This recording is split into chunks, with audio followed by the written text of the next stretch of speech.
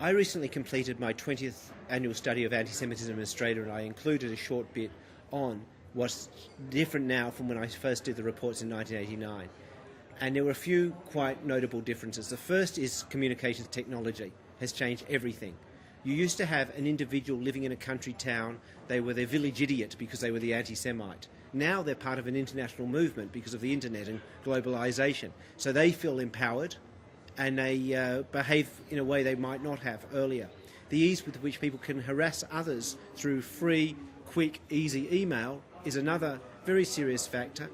Also, the way things which have never had a place in Australian public debate suddenly enter is again a matter of globalisation of communications. That is a number one serious challenge for us to know how to deal with that.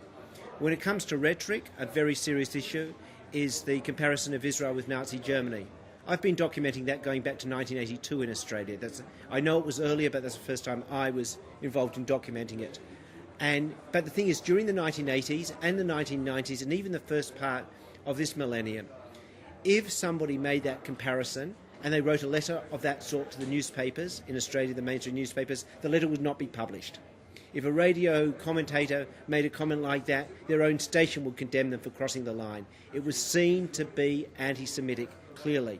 During the past 12 months, there have been dozens of such letters which have received platforms in mainstream media organisations. Not by columnists, it's not quite up to that, but by those who have some say in the debate.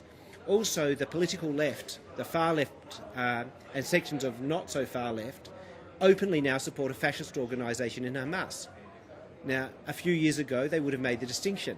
They might have said they support Hamas's aims of liberation from Israelis, but they don't identify themselves with Hamas.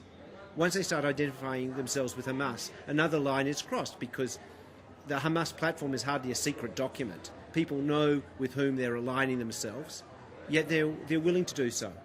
Another change is every anti-Semitic group on the far right and the far left now have their pet Jews. They all have a Jewish person, one way or the other, who they believe supports their arguments. Often it's someone like Norman Finkelstein, but Israel Shahak is often used. And I'd say those are two quite different characters. Other people they believe to be Jewish are often quoted because even 5 years ago, and I've been documenting this for a long time, 5 years, 10, 15, 20 years ago, most groups, right, left, wherever in politics, would have said, these people are obviously those without credibility. We all know Jewish people are not going to start defaming their religion. They're not going to start defaming Israel unless they're eccentrics, crazy, or seeking something. They're not clean. You don't want anything to do with them. Now they are very popular as if they have some sort of fake moral authority.